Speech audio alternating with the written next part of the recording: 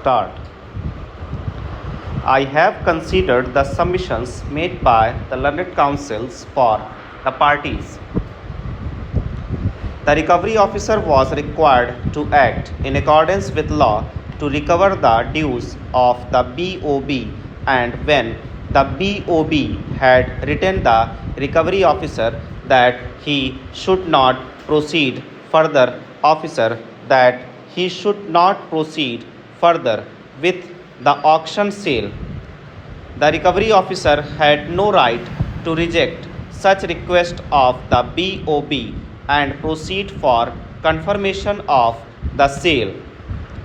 Rule 60 of the second schedule of the Income Tax Act 1961 relied on by respondent number 2 would mean that before 30 days from the date of the auction sale, the sale should not be confirmed, and if the debtor deposits the dues as provided under the rules, then sale would not be confirmed and property would be released in favor of the debtor.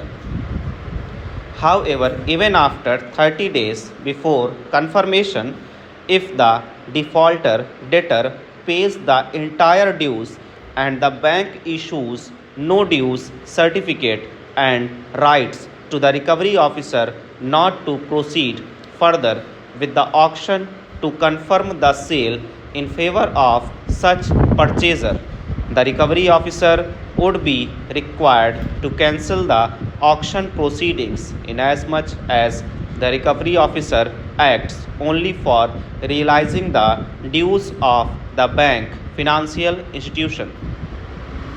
In case bank financial institution is satisfied that its dues are paid before auction sale is confirmed, then the recovery officer would be required to cancel the auction sale. Otherwise, it would be travesty of justice to complete the sale of property of the borrower despite payment of entire dues and having been issued no dues certificate by bank financial institution.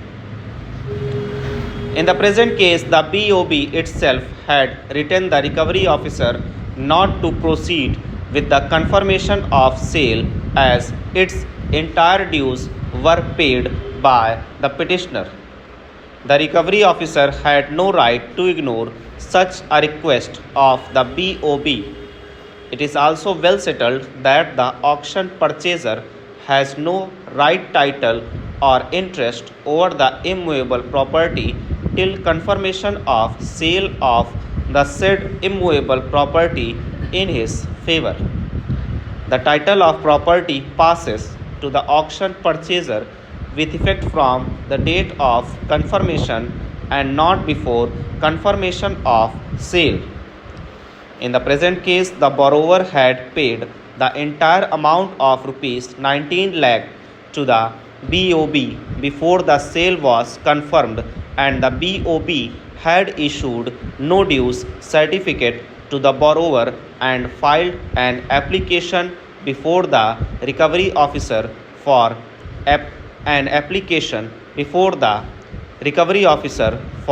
cancelling the auction process. But the recovery officer had gone ahead to confirm the sale and rejected the application. The auction purchaser could claim refund of his money from the BOB with interest, but he did not have any right over the property before the sale was confirmed, in as much as the recovery officer had no right to confirm the sale after BOB wrote to him for cancelling the auction. The BOB had already received the entire amount and written an application to the recovery officer for cancellation of the sale process. But despite that, the recovery officer had proceeded to confirm the sale wholly illegally and unauthorizedly. Over.